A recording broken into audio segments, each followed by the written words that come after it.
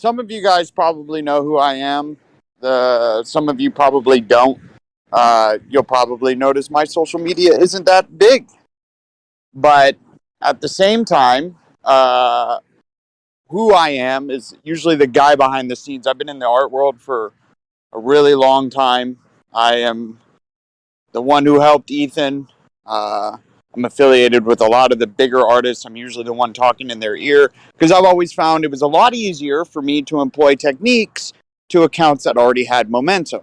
And one of the things that I constantly ran into that was radically demotivating for myself, and I do not like, my integrity will not let me exploit my friends to build my account. It doesn't help anybody. Like if I tell all of my big friends, hey, get me big, then I get big, but it doesn't solve kind of a universal problem that artists have right now, which is how do you get notoriety when you don't have big friends or a big following? And to kind of dispel a little illusion, a big shout out does nothing for you. You'll get a couple extra hundred followers, but the Instagram algorithm or whatever social media platform algorithm you're on, if it's tailoring your recommendeds based on your growth, then what ends up happening is that on the data side, it sees this giant spike of interactivity, right? So one day you have an average of like 1 to 2 followers, and then you get like maybe 4 people not following you, so you're actually -2 followers. The next day you're up 1 or 2 followers, and then the day after that you get a big shout out from somebody, and now you're up 100 followers. And then what happens the next day? Do you get another 100 followers? No. Like, do you get another 100 followers in the next week? No. So what does that report to Instagram's algorithm? Well, it reports that this account has a huge amount of interest, right? And then on the next cycle, oh, there's no more interest. So their content must not be that good. So we're just not going to show that content. And trying to keep up with a shout out, a big shout out, and trying to keep that level of growth so that your charts are actually uptrending is damn near impossible, because you just got this giant uptick of followers from a source that isn't going to give it to you consistently. So I have a lot of firsthand experience with this.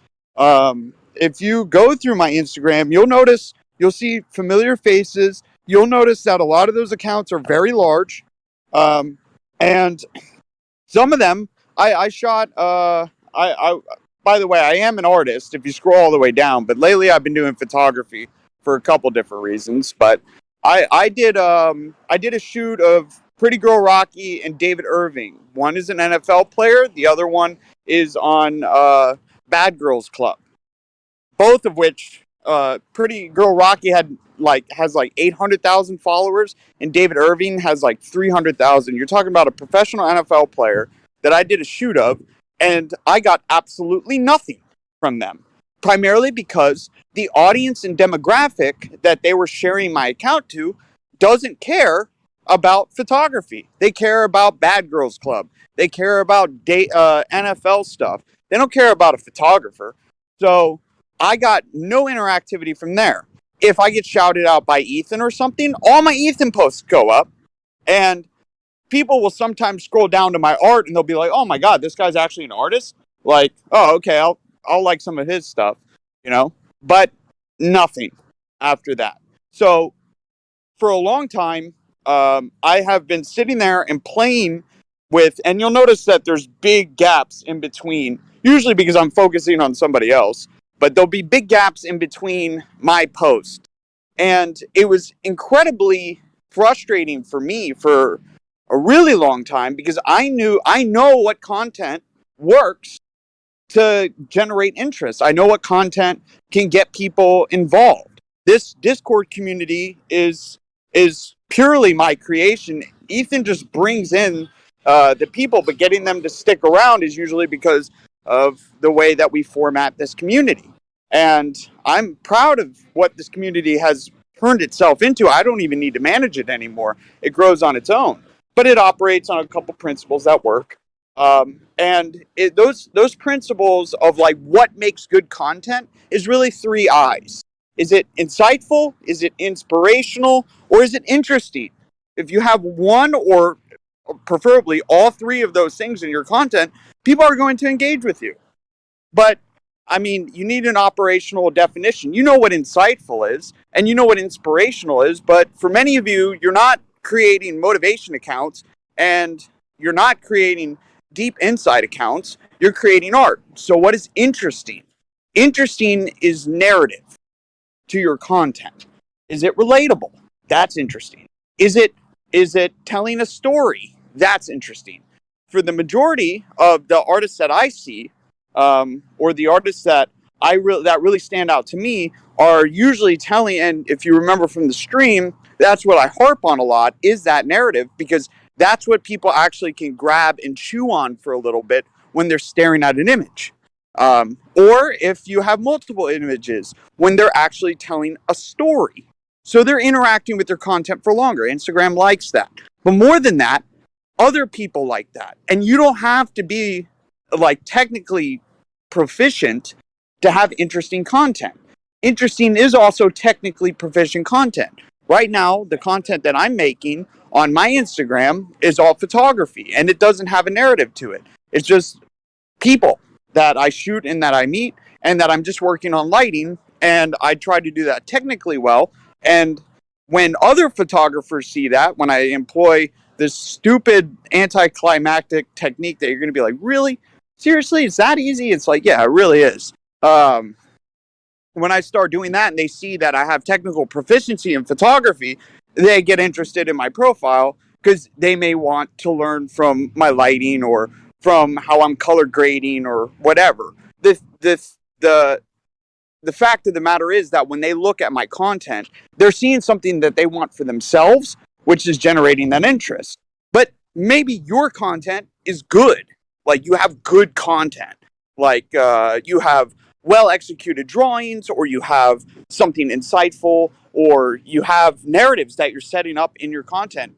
But you put it out there and you're just lost to the negosphere of Instagram. Well, the new algorithm change actually made things a lot easier while also making things a lot harder.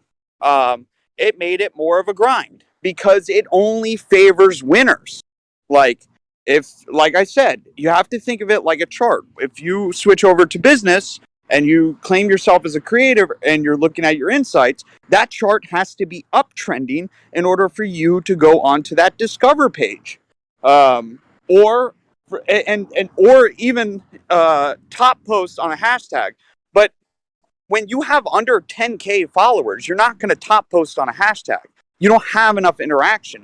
It just doesn't, like, if you're just naturally posting, it nothing seems to happen, and this negative feedback loop kind of perpetuates itself. And it's something that I've been like, how do I crack this code? And I used to do something way back in the day, but because they had all the bots, it was almost useless. But now I do it, and the returns is I'm getting, it doesn't sound like much, but the fact of the matter is that the growth is the growth is the growth, and it starts to go exponentially. And I know this from helping other accounts that were 10K plus grow even further. And because they can top post, because hashtags are relevant to them. I don't even put hashtags on my stuff anymore, and I'm getting growth. But I'm forcing that growth. I'm not relying on the algorithm to do the promotion for me. And I'm not running around to other profiles saying, go check out my profile. I'm doing something very, very, very simple. I'm going on to hashtags of smaller, much bigger hashtags that are commonly used, that relate to the demographic that I'm trying to target. And then I specifically pick out smaller Instagram accounts and I give them 3 likes. No more, no less. And it's important how you use these likes and that you're picky with who you give the likes to. So what I end up doing is I go through, I find new photographers. I find photographers that are of my skill level or a little bit under that may be interested in my work. They're not going to look at it and be like, oh, shit, this guy's an amateur, you know? That they would be like, oh, this is pretty cool, you know? And then I do one like on their most recent post on the hashtag, and this is the important part. I go down to older posts and I use my two other likes. Now, what that does is it separates me out from the like group in their notification. And because the content that I'm creating is of quote unquote worthiness to a lot of people to follow, what I get is people visiting my page. And then some of them follow me. But more than that, though, most of them have recognized that I have given them likes. So what they do is they go ahead and give me likes back. So we're having this like equivalent exchange. If they only give me 3 likes, then they give me 3 likes back, then that's cool because I gave them 3 likes. And then what Instagram starts to see is that there's more interaction on my content. Sometimes they save my posts, which we'll talk about a little bit later. But sometimes they save my posts. And what Instagram starts to log is that this account has people that are interacting with his content more and more, and it doesn't care that I went to their profiles because people are seeing the content and interacting with it. And the demographic is very, very important because if Instagram sees that like 1,000 profiles visited you and like less than 1% interacted with you at all, they're not going to market that material to them in the discover page or relatability. And what it also does is that when they start liking your content, people that are related to them will start being recommended that stuff in their discover page. So it really is a grind. But the fact that Instagram has actually addressed the botting problem by limiting the amount of likes people can use in a day means that when people post to hashtags, they're getting no interaction whatsoever. You might notice that on your account as well. You're getting nothing. You post on a hashtag, you might get 1 or 2 people who aren't following you, but it's primarily your followers. Why is that happening? Because you're in a negative feedback loop. You're getting nothing. You like your content isn't being shared outside of the platform. You don't have an influx that are coming in. You have no great source that's constantly feeding you more likes. So Instagram says this is just a normal account that somebody's using for their friends and family. We're not going to promote their content. But when you actually put in the footwork of scalping or scraping hashtags yourself, don't use a bot. You got to do it yourself and just spend 20 minutes, no more than that, because you have a like limit. You can't just spam it. And I know some of you have done the thing where you go up to a bigger creator and then you like a whole bunch of their stuff so that you'll pop up on their feed. They're likely not going to follow you. Like, unless you're really, really, really good and they're interested, they're likely not going to. Like, that's the first thing I want you all to kind of like grasp is like having bigger accounts is having bigger accounts is not your like following you or friends with is not your gateway to success unless you're prepared to exploit that. But then also be prepared to look like a social climber. That's why I don't do it. I don't ask my friends to do that. If they want to support me, they will. I'm kind of free with my interactions with people. I refuse to be that guy, the one that's like, hey, can you do this for me? You know, like, and I haven't done anything for them. I refuse to be that guy. I need to be able to do it on my own. But when you do this kind of 3-like tech of going through and finding those profiles, and you'll start to know which hashtags are working for you. But I always recommend to go to the big hashtags because you're going to be mining it daily. So the ones that are going to be relevant to you. Now, all this is going to do is it's going to get people to click on your profile. You're dealing with human beings at the end of the day. So if your content isn't there, then it doesn't matter how many people click on your profile. If they don't like your content, they're not going to follow you. And begging for it or following people for a follow back doesn't mean they're actually going to engage with your content at all. They're just following you back because you followed them. You actually just want to basically lay a business card down at their doorstep without saying a word. And if they're interested, they'll check it out. Let me see what some of you... Speaking of that, aren't there also other strategies? For example, targeting niche groups, for example, on Discord or Facebook or etc., to effectively just try to get growth from people that are specifically interested in the type of content that you make because because you know that they're in within that same niche as you. Yeah, that was going to be, I was going to that's a different, I was going to reference back to the previous social media class I had, which is actually getting involved in other communities, um, and becoming a big fish in that community. Because if you're a big fish in that community, then the likelihood that people agree with who you are, just like you in general, and follow you and interact with your content because of that is quite high. So there is a lot of footwork to be done, but at the end of the day, if you mix all of these together, you're just helping yourself more. But what I have found is, and the reason why I'm hosting this class is primarily because it's something I'm constantly looking at, and I was like, how I deal with it, a dude with as much resources as I have, I'm dealing with it. Boosting posts doesn't work. None of it works. Like, none of anything has actually given me consistent enough trending growth. And my skill level is there to a degree, but it's not internationally good. It's hard for me to stand next to a lot of my friends, even in my own mind, at their skill levels, and be like, yeah, I'm of equal value. I have more to grow, more to learn in. I'm very good with figures, but I'm a terrible painter, and that's just because um, I haven't experimented with it. I'm still learning photography basically from the ground up. By the way, it's super easy. If any of you guys want to get into photography, it only ends up helping your art in general. Like, your understanding of light starts to change completely, and it really, really helps inform your eye and your visual library so much, which is one of the big reasons why I did it. Great way to work Also, out. but speaking of visual library, I also believe that photography can help improve your literal library quite a lot too, as in Yes, your asset library. yes, that is true. It also helps you understand color grading. It helps you understand Yeah. form.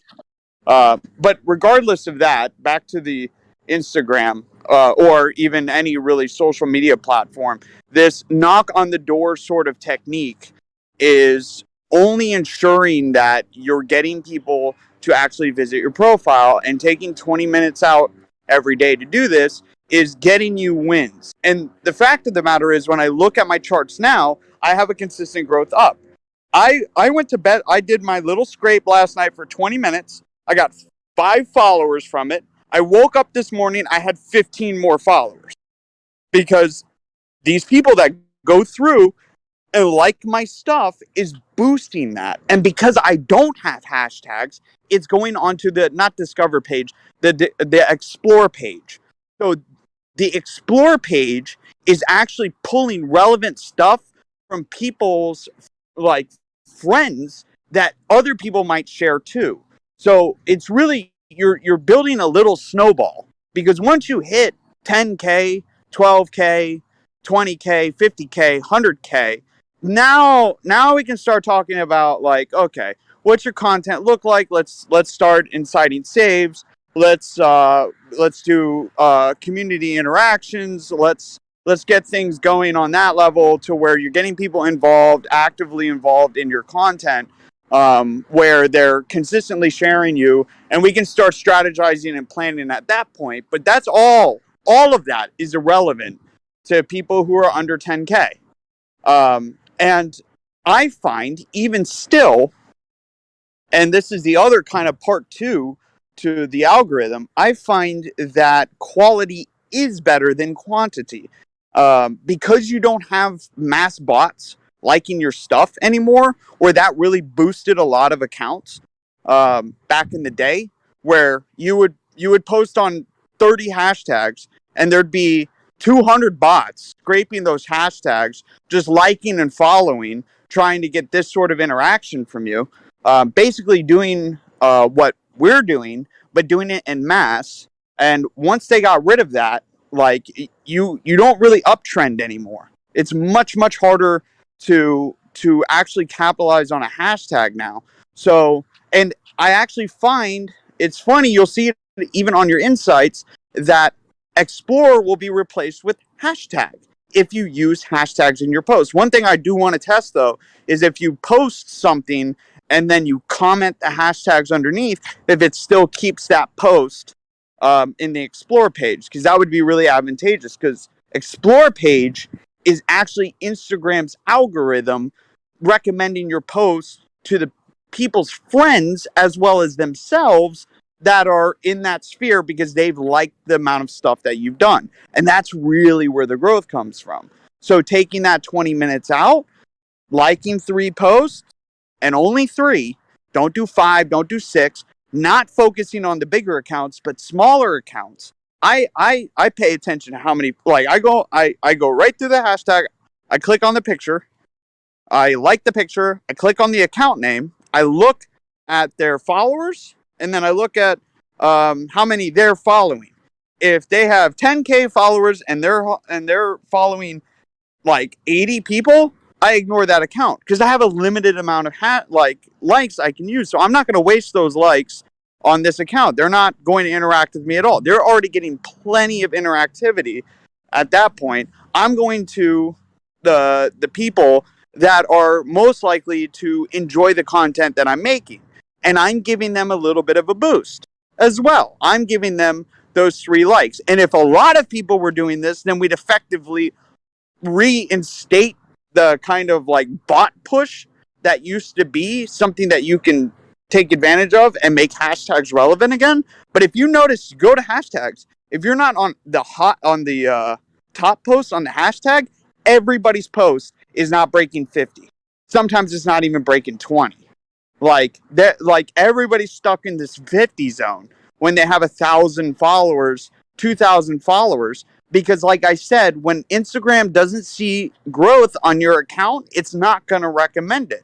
But the fact that we can essentially use the platform as intended and get positive feedback from that is a good thing. And the fact that right now, nobody is doing it because they used to do it and gaming hashtags was so much more effective. The second they flip that algorithm, like it's basically opened up a gold rush or this grinding that used to not work at all or worked a little bit, actually worked pretty effectively. It's just bots did it for the other accounts.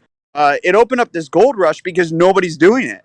Everybody's used to the old way of doing things.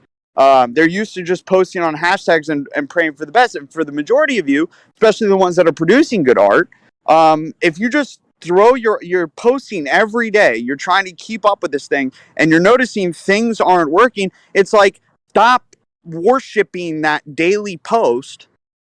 Spend the time to make your profile actually really interesting as if it were a portfolio, and then spend 20 minutes in the morning, 20 minutes in the evening, just liking other people's stuff just so that they'll check it out that's relevant to you, and then you'll start to see the gains. If you're not seeing the gains, because I've told this to a couple people, some people are reporting to me, holy shit, this is really working. Others are like, this isn't working at all. And I'm like, how is it not? And it's like, well, maybe you're not targeting the proper demographic, or you don't have one of those 3 eyes. You know, you're not like, you don't have insightful content, you don't have informational content or inspirational content, or you don't have interesting content. How And to figure out if your content is at least one of the 3? well, inspirational and insightful is inspirational and insightful. Like, are you actually creating inspirational content? Like right now, what I'm doing is informational and insightful. Maybe Yeah. inspirational for a couple of you, but I tend to always mix all 3 naturally because I only like talking about these types of things, so that's where my conversation goes. It's a good question. How do you know? Well, first off, is your or when you're doing this, are you getting feedback? If you're not getting feedback, is it because of your technical level? Well, if your technical level isn't there, why don't you take a tip from Ethan or any other creator who isn't creating these illustrious illustrations that are creating these very simple illustrations, but there's narratives to them, there's story to them. The second you add story, even to a single illustration. Add a story, add something, be cathartic, anything. Have some, like I said earlier in the stream, have somebody brushing their teeth just in a quirky way, you know? Go to other artists that are simpler and look at how they're doing stories and just make a little change on their story and make it your own story. And people will interact with it. Or actually literally create a story. Like, literally create a simplified comic.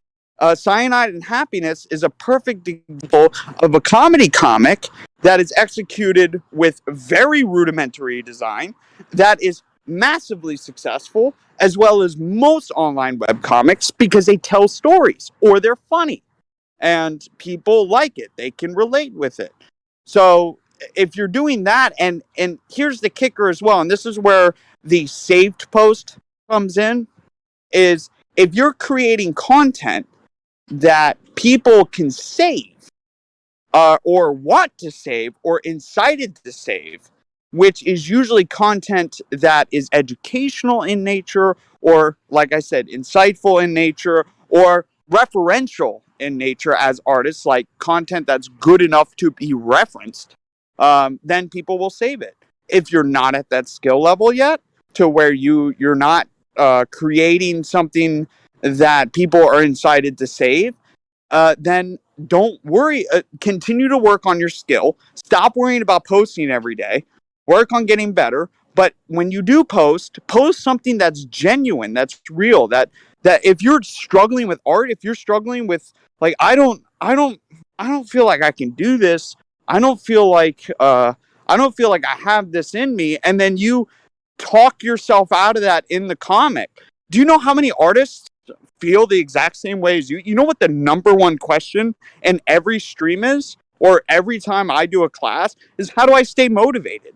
Well, talk about it. How do you stay motivated? Are you not motivated at all? Like, maybe people can just relate with the grind of what it means to be an artist, or maybe you're frustrated with Instagram or social media in general. Like, that's good content. Like, that's good things to be cathartic about, and people can save those posts, share those posts, because they might feel that way too.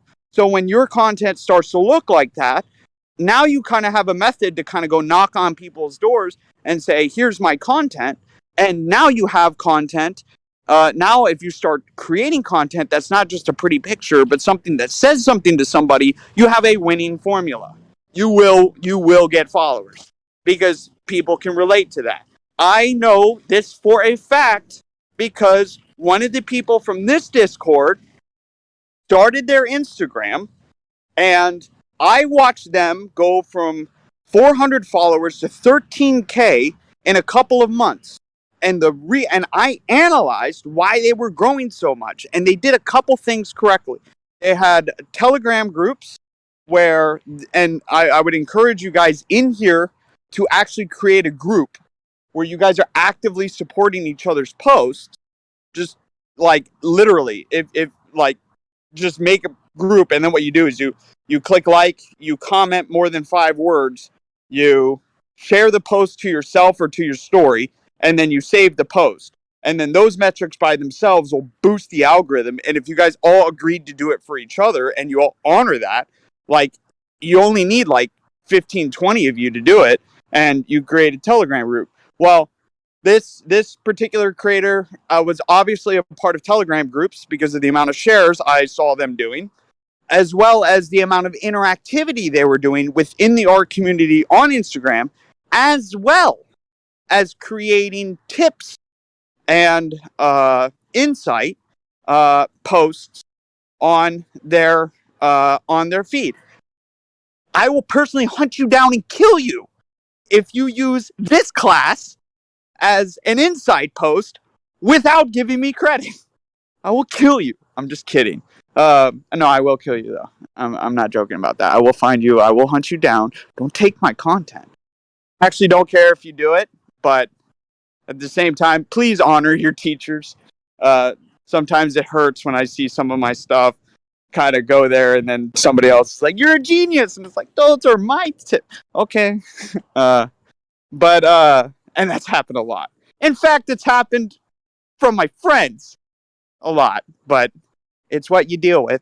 So Any just to note down everything that we've heard so far, Uh go huh. with inside groups, for example, having a specialized community, like for example on Facebook or Discord. Have your own inside group that kind of literally supports one another, literally props another person up, and vice versa. Hmm. Then, at the same time, interact with smaller artists that also have a small following similar to yours, with a similar level of skill, so that they interact back to create some positive, a small positive feedback loop. Let me correct you. Let me correct you. The interaction must be 3 likes because you have to do that. It's a numbers game. So if you sit there and comment on every single one, feel free to do so.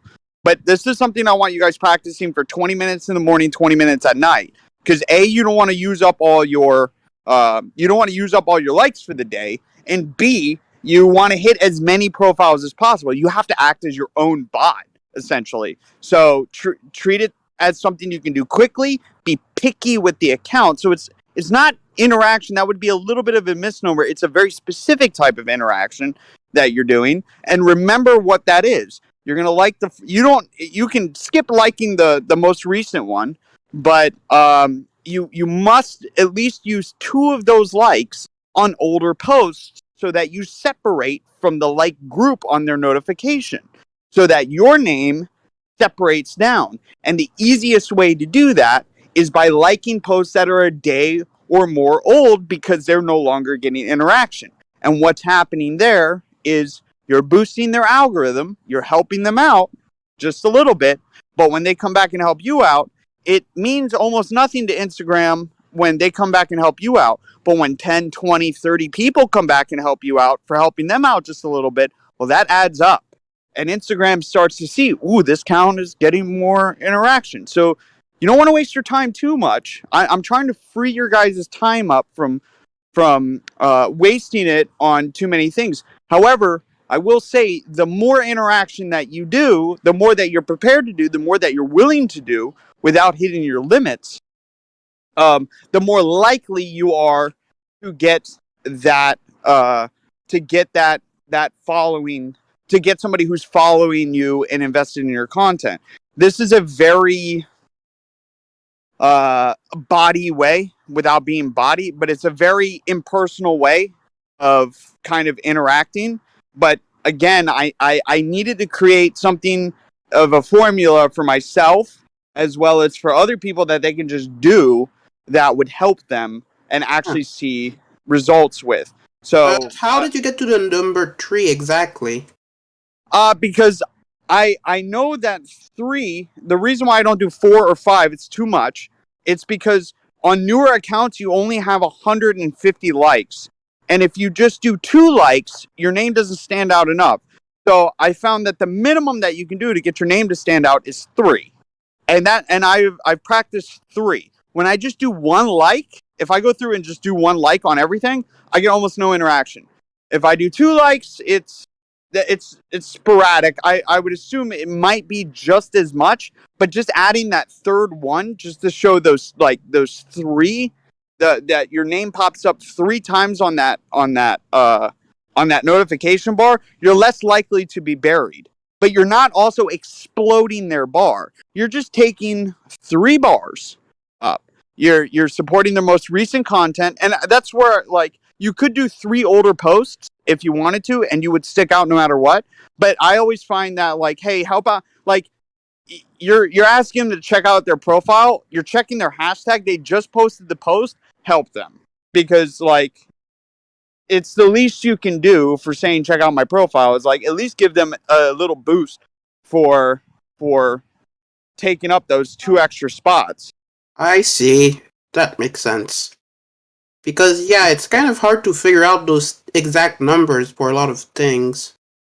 Yeah, 3 has been the magic number for me. I'm usually big into threes, anyways. But 3 Yeah, is the magic rule of thirds. 3 is the magic number. Let me see. Does anybody else? You Does want to anybody? ask something. Yeah. So I would assume you would probably recommend us to go to recent posts rather than top posts. Yes. No, don't even waste your time on top posts. Those are all bigger accounts, anyways.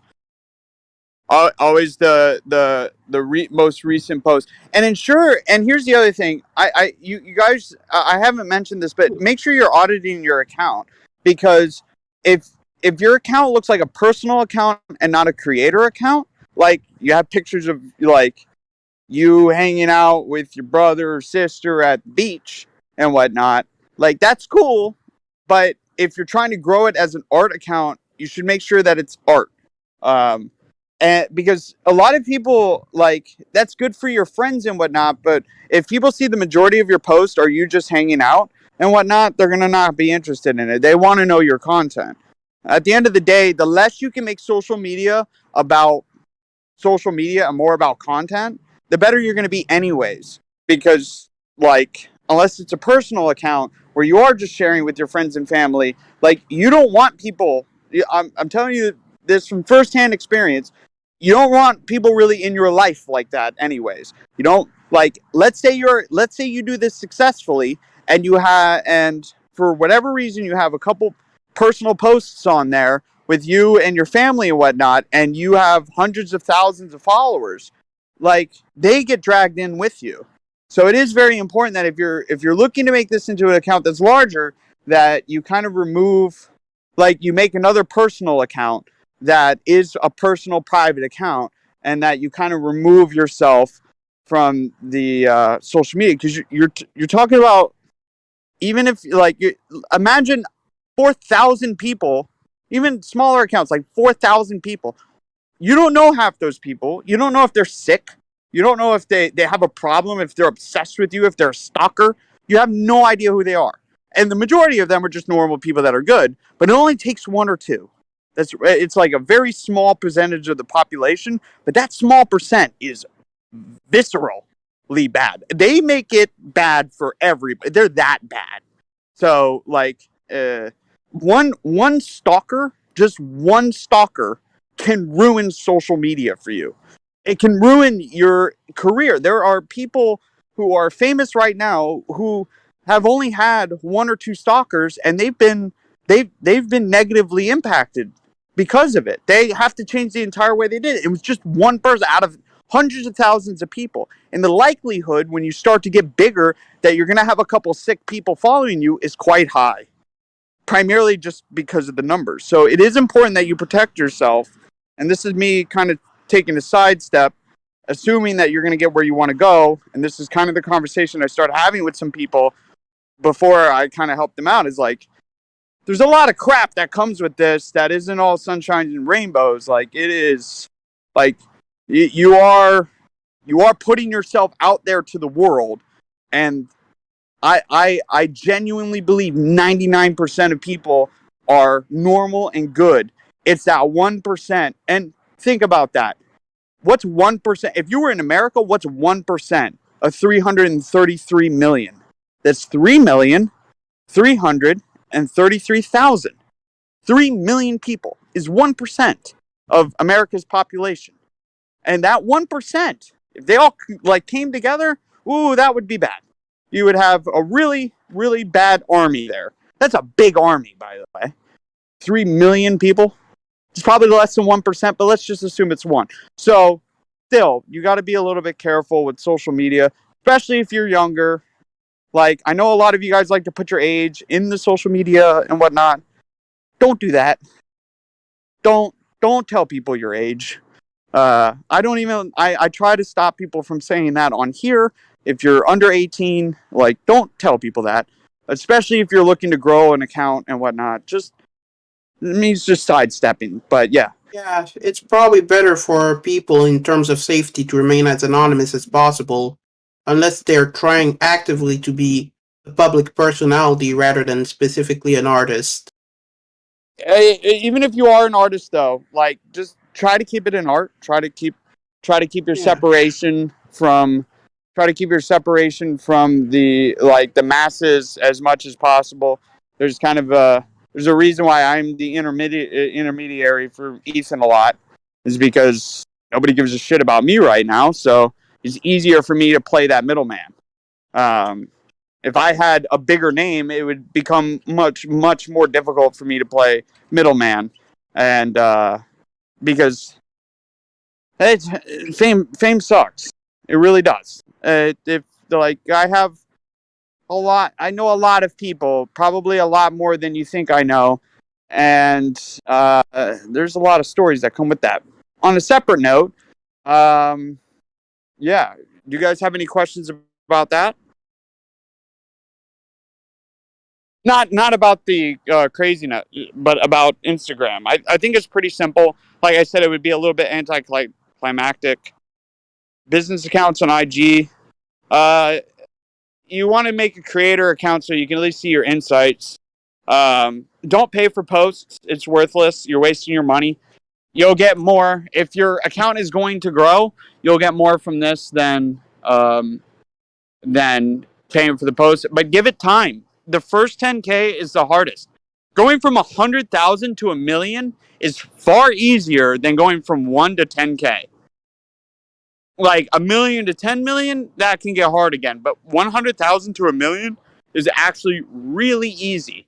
Really, really easy. Because it starts to exponentially grow.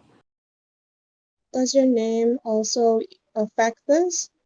What do you The mean? name of your account? There's some SEO to it. I've always had my name as I'm Costa Long. Ethan Becker is just Ethan Becker, you know. When you sign yourself up as a creator, you can kind of assign yourself as an artist, and that'll better guide it. Again, if like what sort of taxonomy are you going to use that isn't already used to death? You know, Right. it can be a quick way for them to know like you're an art account and whatnot. Or a quick way to know if you're a photography account. That might get you a little bit extra, but like you really like it's better to have a brand name than it is to put additional keywords on your name, unless there's a specific reason to do so to separate accounts or something. Okay, got it. So is it better to use tags or not? Just making sure my notes are right. I actually find that it's better to not use tags and just mine it, because you'll come on the discover page. But let me say this though, if your like and comments are going up a lot, and you are using your insights page, and you are seeing that if you post at like 6 p.m. your time, your interactions are highest, it would be advisable to maybe pick 4 to 6 hashtags every couple of posts, not every post, but every couple of posts, and see if you can top post. Because if you can top post in a hashtag, then everybody who's following that hashtag is going to see your photo, and it's basically free sponsorship. But you need the interaction first. If you don't have the interaction, all of this is useless. I have a question. Do you think it matters on how long a username is? Is there any kind of science to that, or does it even matter as long as it's there, I guess? Let me put it to you like this. If you have a super long, complicated username, then if I go into my phone right now and I want to search you up, am I going to remember that name? You know what you have to do to find my name? Type in Costa. Because my Instagram's I'm Costa Long. It's the same thing I always use. And that's by design. Like I had the insight ever since I was 16 years old to have a stapleted name that was easy to say, that was also a pun to make it easier to remember. But if you type in Costa, you should be able to find it. I should be the first one that pops up. Quick question: would something like King Logics be a good one? What? King Logics. KING space Logics. LOGIX. Would that be a good name? Well, I can't pick your name for you, brother. I would say, like, again, the more you add, like, if you're adding underscores and whatnot, just imagine when you're, kind of out in public. And if you guys want, you can ask me about networking, because, I mean, I kind of hate breaking it down into a science because it's a little bit. I use a lot of empathy and my personality to network a lot. I'm good with people, but I can definitely also answer or tell you guys how I met people that I met and how I kind of came to know the amount of people that I knew. I can give you a general overview of the do's and don'ts when meeting icons or like famous people or like your heroes and whatnot. And I can also kind of give a little bit of insight into like how to start that snowball rolling as well. But like it's kind of dangerous stuff because you have to have a certain level of integrity to do it right. Like personally, you have to have a certain level of integrity. Otherwise, like you'll just be a social climber. In fact, guys, if you can give me 1 second, I'll be right back. Typically, I don't know. If you think about like your favorite YouTubers, typically they'll have a name that's 1 to 3 syllables. That's kind of my thoughts on that. But it's up to you. It really does.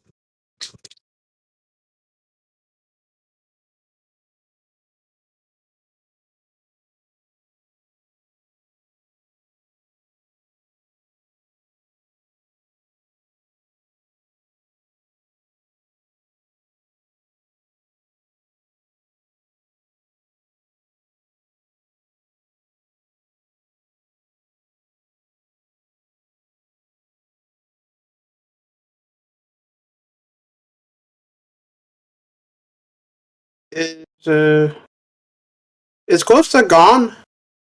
Yeah, I'll be right back. Give me 1 second. That was a sudden cut.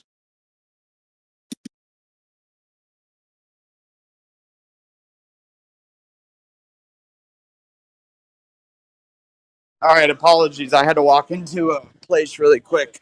All right. I don't know if you guys can hear all the background noise, but I'm definitely out in public hosting this class. But that's me for you. Like, yeah, if you know me, then you'll know I'm usually not at home. I'm usually out, and that's one of the things kind of about networking. And I mean, let me see in the classroom chat. Do you guys want to hear a little bit about like how to meet people and networking and whatnot? I can definitely talk about that. Yeah, I would actually love to know more about that. Like, especially, I would love to have you talk about how can we get into those groups you're talking about or stuff like that? Or like, what would Uh, you do? I can kind of talk. Oh, Jesus, give me 1 second. Sorry.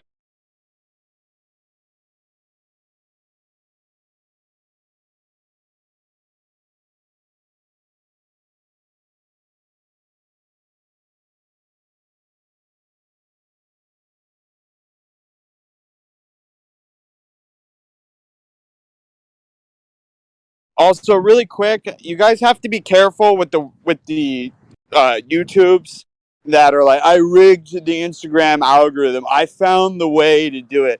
Most of the time, most of the time, there's some stuff they're not telling you about. I don't know. I haven't seen the video, but more often than not, those are buzzwords that gets you to click on the video. It's basically me getting rich by telling you, buy my book on how to get rich. If it really was that easy, if the algorithm really was that manipulatable, do you really think the amount of people right now would be in the position that they were? Like, don't you think there would be a ton more people that are super huge when it comes to oh, there he is. When it comes to their size, it's really one of those things. Like, if it was really that easy to get rich, don't you think a lot of people would be rich? Or are you just making the other person rich? But yeah, you got to be very, very careful. And that's the thing is, I've seen plenty of those videos. Some of the advice isn't that bad, but at the end of the day, like if you don't have the numbers, it doesn't work. So that's kind of why I'm sharing this kind of brute force technique with you, because it's the only thing I can legitimately stand by that I've been doing that is like, oh, this is actually working. The metrics are there. It's working. And that's after, like I said, having huge accounts following me, having massive shout outs. I think the only thing I haven't done is create consistent content, but I don't need to create consistent content all the time to know that it's kind of a waste of time when I see how many good artists that are posting consistently are going nowhere. Because it has less to do with the quality of your work. I mean, that matters, but it has less to do with that and more to do with your metrics. Remember, all these social media, all the Silicon Valley, everything they design is data driven. So they only care about the numbers. There is no face to this algorithm. There is no nothing. It's just a numbers game. At the end of the day, it's a chart and a trend, just like the stock market, and that's the way they treat it. So, hey, what's up, Sydney? So let's talk about networking for a second. And like I said, guys, when I'm talking about networking, like from this side of the fence, not being famous myself, I can tell you that it, like, you better actually want to be friends with these people, because being friends with somebody for the sake of their size is a great way to get yourself exploited, and B, a really good way to, like, really waste your time. Primarily because, like, when it comes down to it, the approach is relatively the same as if you were making an actual friend. The problem that I see most people run into is the inability to contain their excitement, and like, you need a little bit more social experience. And a lot of people think that you're, like, born with, like, a silver tongue, or you're not, or, like, you're a social person or you're not. And the reality is, no, it's a skill. Like anything else, you kind of learn through failure, and you kind of learn how to adapt. And for introverts, I always say, like, if you're not good at speaking, or you don't find yourself to be a particularly interesting person, you have an even more powerful tool than an interesting person. You can be inquisitive. One of the things that, especially people with bigger audiences, love to do is talk about themselves. So if you're chill, you're a very, like, everything rolls off my shoulder type approach. If you can contain your excitement being around somebody that's big, and you can ask good inquisitive questions in the same tone that I'm talking right now, or in a genuine tone, a tone that you would have with one of your friends, or somebody new that you're meeting that you just find to be interesting. If you can ask good questions, then you will capture their attention. But the question is, what are good questions? The best way to do that is practice with your friends. When you're with your friends, like, start getting interested in them. Start asking about their life. And then start learning how to continue the questioning process, or actually active listening to them, where you're engaging with your friends. If you can do it with your friends, then you can do it with a stranger. If you can do it with a stranger, you can do it with a romantic interest. If you can do it with a romantic interest, you can do it with a celebrity. In a weird sort of way, I actually found celebrities a lot easier to deal with than romantic interests. I don't know why I ordered it that way, but that's usually how it goes. But I don't even talk with my friends. Well, that's the thing. If you want to get good at networking, you have to practice being social. But here's the thing: here's the thing that blows my mind. Right? Is so many of you guys probably look at yourself in the mirror and you say, "I'm not good at this." Well, just like the Instagram algorithm, that's a negative feedback loop. Start small, very small, and start getting those wins, and it'll start to exponentially grow. All you need is one good big friend, and then you start getting introduced to other big people. I didn't manufacture my network, so I can't tell you how to do that. I I I was introduced to my network through more of my network. Just like with the algorithm on Instagram, it's all kind of funny. People who have money make more money. People who have friends make more friends. People who have followers make more followers. The crux is always the beginning part. But the thing is that plenty of people that felt like you do right now about yourself, and I know it. because I've heard it so many times. I'm an introvert, I'm awkward, I'm shy, I'm blah, blah, blah. There's so many people who have felt exactly how you do right now and have practiced their way through it. And it came at the expense of a little bit of embarrassment, but that's what you kind of learn how to deal with. It's not to never be embarrassed or embarrass yourself, it's to learn that you can survive embarrassment. When you start having that sort of mentality about your approach and yourself, your ability to navigate networking will be so much better. And it won't even be networking. I say networking because it's relevant in colleagues and stuff. And that's the buzzword. But in reality, it's making friends and knowing how to make friends. And the less you think of it like, well, this is a person who's going to get me where I want to go, and you treat them more like, hey, this could actually be a friend of mine. I'm actually interested in this person as a friend and whatnot. If you actually project that energy where you're actually prepared to walk away from them if they're a douchebag, then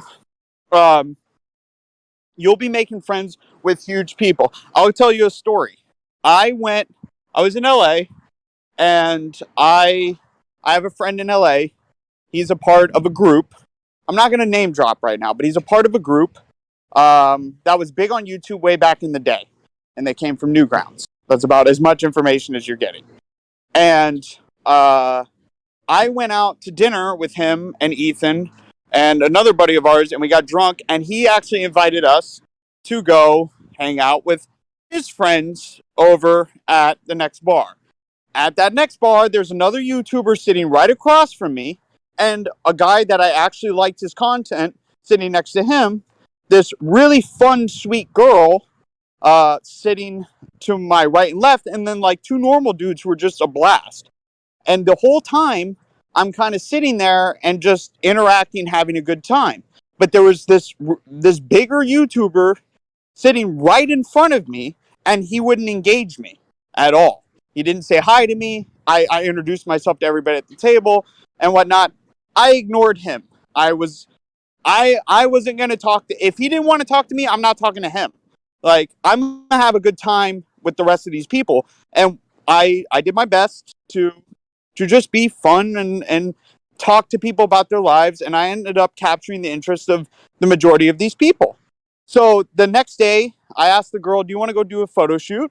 And she's like, yeah, sure, that'd be fun. So me and her went out, and we hung out with her friend as well, and Ethan.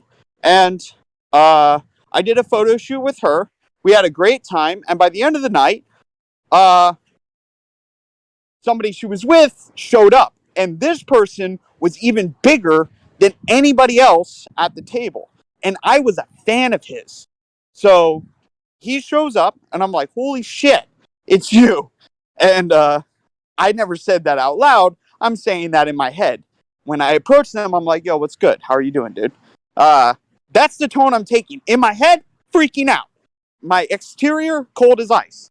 You know? By the end of the night, he's a friend of mine. We hang out again here in Florida, and I'm going back to LA. I sent him a message. I was not messaging him at all during the time because I had no reason to. Sent him a message. I gave him a good memory. He was excited. He's now excited to see me when I come back. The moral of the story is that at no point did I even acknowledge any of these people as being famous or better than me or whatever. I treated them as if they were, even if my insides are going insane, which it was with the other guy. I was like, holy fuck, I've been following this guy for like 15 years. Like, this is a dude who got me into art. I never even let him know that.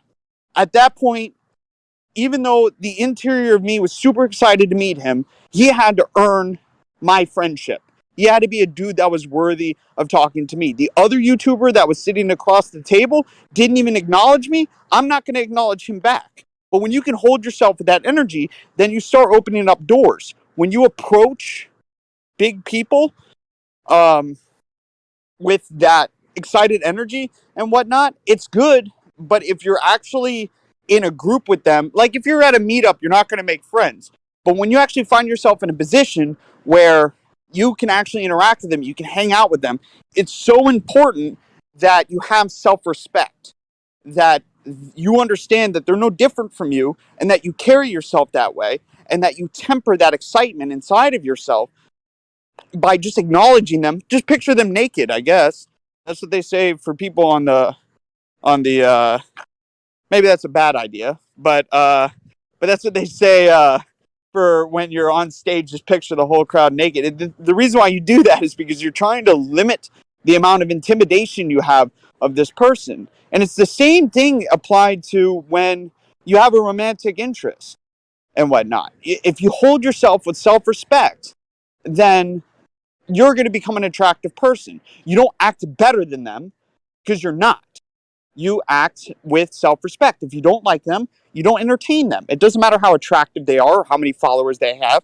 If they're not a person that's for you, you don't entertain that. And when you go into that, you go into each thing like, this person has to earn their ability to be my friend, and I have to earn their ability to be their friend. When you go in with that mutual equality in your own mind and you have enough value in yourself, then you will make a lot of friends. And I know it sounds like really like duh sort of material, but it is so important to have that inner work done. And just like with the Instagram algorithm, the way you do it is you practice on much smaller scales. Uh, one of the hardest things for people to do, and you'll notice this especially with shyer people, is that they'll see somebody they're really attracted to, and then they don't have any of the social skill sets, and then they finally get the courage to go up and talk to that person, but they're kind of a nervous wreck, and then they kind of intrinsically go into their head realizing they're a nervous wreck, which makes them even more nervous because they're like, I don't know how to deal with this situation, and I got all this courage to talk to that person and whatnot. If that should tell you anything, it should tell you, like, you have enough courage to walk into a situation with something super intimidating and you failed and survived. Now, what it should also point out is that you lack some of the social skills in order to navigate that conversation. And what people tend to do when they're in that situation with that high profile person or whatnot is they kind of look back on that memory and they cringe and they're like, I'm never going to do that again.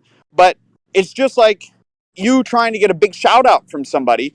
What you could have been doing up until that point is learning to be a better friend to your friends, learning to hold conversations with your friends, then learning how to hold conversations with strangers, just regular strangers, and failing a couple times, surviving it, and going through it again. And the thing is, when you get better with doing it with your friends, that builds the confidence to do it with the strangers. And I always tell people when it comes to navigating strangers is, can you even smile at somebody? Just smile at them. And if you notice, like, I don't even want to smile at this person, it's like, maybe you should work there. And if you learn how to smile to somebody, then you can say hello without ever starting a conversation. Next time you go to a cashier, just ask them how their day's doing. And if they're like, oh, it's pretty good, well, you just had a conversation. Congratulations. You know, like, pat yourself on the back, because next time all you have to do is ask another question. What'd you do? Like, how was your day? Oh, what'd you do? You know, you build up from there, and then you start having this arsenal. And even as an introvert, like, as an introvert, you have a time frame where you don't have enough energy to do that for too long. Well, then you better make sure that you're using your energy wisely. And again, you can always ask better questions. You don't have to be the command of the conversation like I am right now. You don't have to be able to do what I'm doing right now. You can just be very good at listening and very inquisitive. And that's super powerful. I like people like that because they let me talk, and then I'll carry the conversation. You know, but even as, go ahead. I was gonna say, you have an example of that in the room right now. Whenever I met y'all for the first time on the stream about a year ago, did the same thing. Tried to just hold it in, you know? Yeah. Sorry to break your streak. It's all good, dude. I'm on a rant. You guys kind of have to break me up sometimes. But sorry, yeah, I do have a lot of energy because I really want to help you. I really, it hurts me sometimes when I'm like, I hear so many people talking down on themselves, and I'm like, shit, man, it has nothing to do with your personality. Like, you're fine. It's like, you just need the skills. Like, you just have to learn how to navigate this conversation. And when it comes to bigger people, or like next time you're in stream, listen to how the dudes were, the people were in stream with Ethan today. They were calm, they were cool, they were collect. Some of them were probably freaking out inside, right? But they kept it short, they kept it sweet, and that made a great impression. They never tried to seize the stream. They never tried to be quirky or weird, out of place. They made their little jokes, and it was fine. And when you have that type of attitude and that matter of fact sort of approach, when you're just talking to somebody like you'd be talking to me right now, then you're going to get so much further as a personable person. It's the intimidation of failure that's holding you back. But you have a good reason to feel like you're intimidated. You don't have enough experience. So, like with everything else, I'll say it for the third time because I like threes. I'll say it for the third time. Gradate yourself. Make it simple. And when you find yourself in that position where you're actually with bigger people, because if you actually go out to conventions, you actually go and be a part of social groups, these situations will fall into your lap. And I guess the next point to transition into that is actually going to places where these people are. Conventions is a good place to go. Sometimes they're a little bit harder to reach. Sometimes it's better if you're in the LA area to go to workshops. If you go to CDA's workshop, you'll notice Rake's over there, and Rake knows a lot of people. So that's one person you can meet. There's a lot of people doing figure workshops in LA. Do you have to be in LA? Absolutely not. Going into the right Discord or the right Patreon where you can be kind of a presence there, and you can make friends there. Sometimes the best person to know isn't the person who you're looking to know. It's somebody else that is closer to that knows other people as well. But the only way you're going to discover this is by meeting a ton of people, and it's another numbers game. And the only way the only way you can meet a ton of people is by going to places where people are. And it's intensely vital as artists that you don't necessarily have to do it. Your skill can carry you, but it will make your ability to grow and get the jobs that you want much, much easier. There's a reason why Ethan says, well, there's a lot of guys that are completely less qualified than you that have been hired. Not necessarily because they are who they are. It's usually because of who they know. And when you get really good at being social, you know a lot of people, there's a lot of opportunities there. Just never meet somebody for the sake of the opportunity. Because I'll smell that on you. Everybody else will smell that on you. Get to know people because you actually want to get to know them. Also, one thing I will say is that there's no shame in using nepotism to actually get a kickstart in life. It's an advantage that you can have. It's unfair, but at the same time, if you have it, not using it is kind of a waste, honestly. Yeah, but I can't give that advice. It's not something I can apply universally. Not everybody can take advantage of that. I have to keep my advice completely universal, or skills or practices that you guys can apply a methodology to that you can see a result from. And again, my generation, I'm a millennial, and the generation that came after me, we're all victims of kind of like this quick return sort of mentality. And the better and earlier you learn how to take things slow and grow things slow and be easy on yourself by going slow, the better it's going to be for you no matter what you do. Yeah, you're not wrong. It's just that I feel that a lot of people, let their principle get in the way of actually learning the things that they need to learn. Yeah, don't here's the thing. Don't use your friends. Yeah. If you guys are getting that from my conversation, you're missing the point. Like, it will naturally happen. You'll find yourself in those positions. Don't ever exploit your friends. I could be exploiting my friends ad infinitum right now. I don't. That's why I said in the beginning of this, like, it's an integrity thing. Like, you can maintain your integrity. You can meet a ton of people, but you have to have integrity. If you become a social climber, people will smell that on you. And social climbers don't get very far. Primarily because the personality they put in front of somebody else isn't their genuine self. So you don't like, it's always this really weird, super positive, like doesn't have an opinion for themselves type of person that just submits to whatever everybody says. They become yes men, and like they don't go very far because people aren't people don't need somebody that says yes to them all the time. They need a friend. So you got to be a friend, and when you have friends that are more successful, they'll introduce you to other people because you'll be with them. Don't ever ask them, "Hey man, can you get me in the door so I can meet George Takei or something?" Like, you're exploiting your friend. Like, if they want you to come along, they'll invite you. And if you guys are good friends or you're fun to be around, they'll always invite you. If you're adding to the table, you'll always be invited. And if you're not being invited right now, sometimes that doesn't have to do with the fact that you're not a worthy person. Sometimes it just has to do with the fact that, like, you got to be a little bit more proactive with your friendships. Not so much so that you're like clinging on to somebody or something, but like I do a lot of friendship maintenance. I do spend a lot of time making sure everybody's okay. I do call people just to check up on them, not to get something from them. I call them to see if they're okay because I care about them. And like, I don't find very many people doing that for me, but I know when they do it for me, I value that a lot. And I hold them higher in my mind because they're just calling to see if I'm good, if like they miss me or something. And that's where like things really grow. If you make it all about yourself, don't be surprised if you're alone, because this isn't you're not nobody's the lead character of this world. We're all support characters in other people's lives.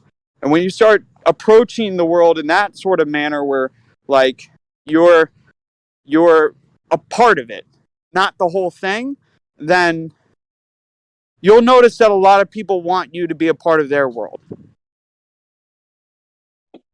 Yeah, you're not wrong. It's very important to be genuine about what you want to do. Hell, sometimes it's better to go out of your to actually stick to your principles instead of actually, well, doing what I said and sometimes using nepotism. Moray, what did you ask?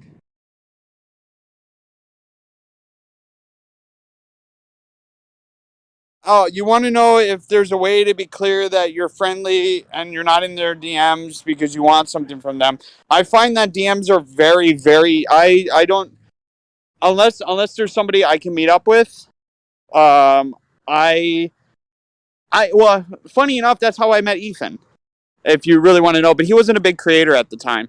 Um, Ethan, my buddy Will, who you might have seen in some of the other streams, he was helping me out with art at the time, and he was at my apartment, and he was like, "Hey man, check out this dude Ethan on YouTube. He's not big at all, but I like his content. I think he's a funny guy." And I checked him out, and I was like, "Oh yeah, he's kind of funny." And I was like, "Where does he live?" And Will was like, "Well, he lives in Glendale." So what I did was I reached out to him, knowing he's an artist, and he probably doesn't have a ton of friends because that's something I know about artists. Like, they usually have very small groups of friends, but I know, myself included, I always want to meet new people. I reached out to Ethan, was like, "Yo, there's a figure drawing workshop and whatnot. I know you're in the area. Do you want to go to this figure drawing workshop? One of my buddies is a fan of yours, but I think it'd be pretty cool. I'm just looking for more artists to hang out with." And Ethan was like, "Yeah, let's go." And I picked up Ethan. We went to the figure drawing workout. We hung out. We had a good time, and then me and Ethan became friends. And he became friends with Will as well. And now Will's one of his close friends there. So like, I already knew he lived in Glendale because Will told me he lived in Glendale because he had watched enough of his content to know that. And I reached out and simply just extended my hand in friendship. But at the same time, that's a little bit unfair, primarily because when Ethan goes to my profile, he sees a Metal Dury, he sees Cynics, he sees Psychra, he sees all these people that follow me, that are kind of big. So that kind of gives me what's called social proof a little bit, that I'm a safe dude, that I do know a lot of people. So if I had to give you advice, and I'm going to go back on like being on a Patreon server, but one of the best things that you can do, and this is where it started for me back in 2013, was get a teacher. Like get an established teacher and have them be your teacher, like hire them one-on-one, not in a classroom environment, one-on-one where you can interact with them, and then be like be yourself, but only if you're confident. Otherwise, be inquisitive. If you're not confident and you're giddy or excited, that sometimes can be a turnoff.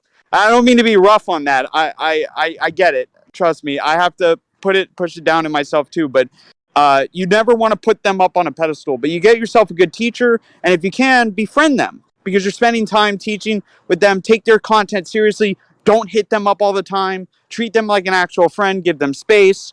And when you start to grow, that teacher may start involving you in things and start introducing you to people. And that's what happened to me back in 2013. It was a little bit different, but my first teacher was actually Psychra. I reached out to him and was like, do you do one-on-one classes? I was a fan of his content. And I was like, do you do one-on-one classes? He's like, yeah, I do. We had one class with each other. He was like, oh, dude, you're actually picking up on this shit pretty quickly. And I had a good conversation with him, and I made a little bit of an impression. And then I kind of gave him his space, and I would give him little updates every couple of months on what I was doing. And one day I told him that me and Wave Loop, which you guys might recognize from the server, have a hangout where we're drawing every day. And he just sounded interested in joining us because he was like, well, I'm drawing all alone all the time. He joined our hangout, and boom, that was the end of it. Like, Psychra was then hanging out with us every day. And then a lot more people came into the hangout to meet Psychra, but then they met me and Ricardo as well. And I think the only person I've ever fanboyed out on was Cynics. And he kind of still holds that over my head to this day. But I've known him for 7 years now. So I learned with him very quickly to never do that again because he never let that go. And if he wasn't always coming into the hangout with Psychra as well, like, he would have brushed me off and like never talked to me again.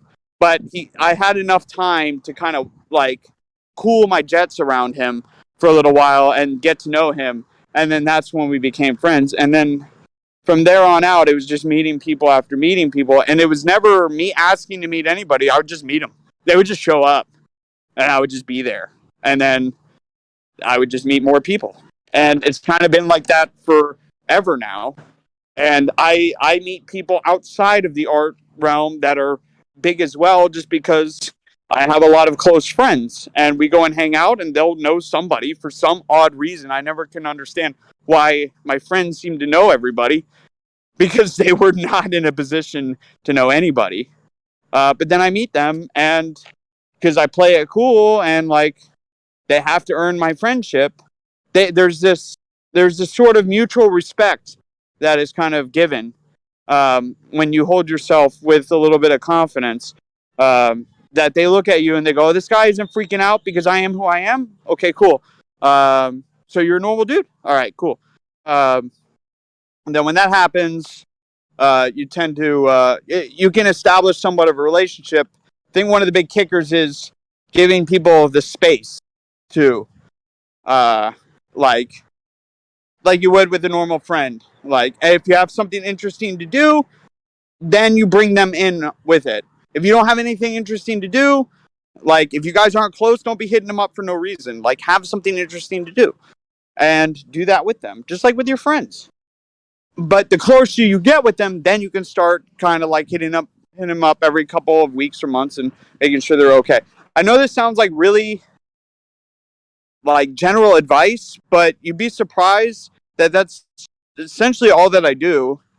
And my personality kind of compensates for the rest, but those are like the big rules that I have, and they work out phenomenally. And the reason why I'm pointing out those rules is because I made the mistake of doing those things with people, and they pulled away from me very quickly.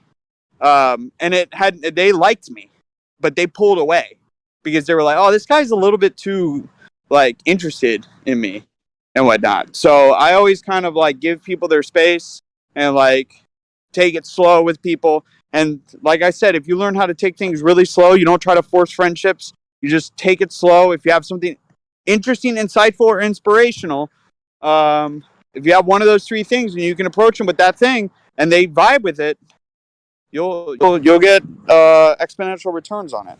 All right. I think I've hit you guys with so much information right now.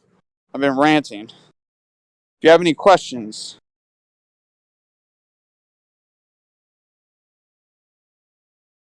You can speak up, guys. It's all right. Mine goes always. I always enjoy you just drowning me with all that information. Don't mind me not talking. I just soaking all that up like a sponge. good. You forgot. Honestly, she's not wrong. It's actually quite enjoyable to listen to you just like that. I appreciate that. Uh, how am I doing? Oh, Hannah, already taking the advice.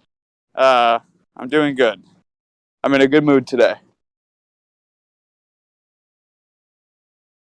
Nice doodle. So Go Costa, if ahead. I randomly just pop up inside your chat, say, "Hey Costa, how are you doing today?" That's fine. You might not get a response from me though.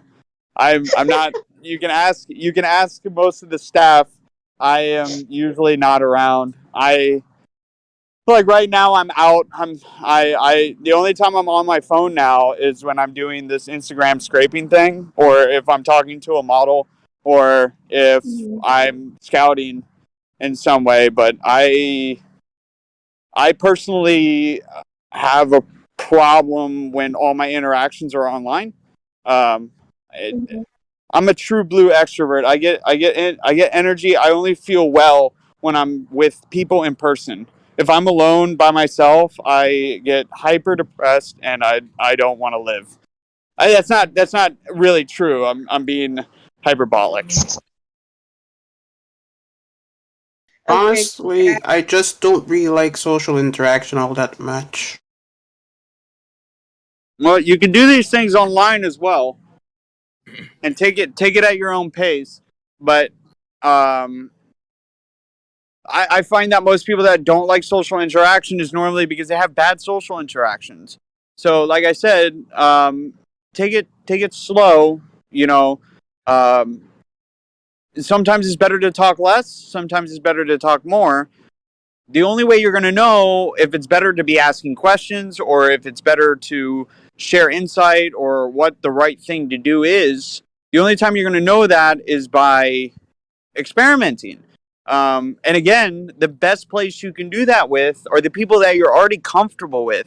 Like, try to push the conversation with people that you're comfortable with in new directions. Talk about something insightful. Talk about something philosophical. Talk about something that you learned.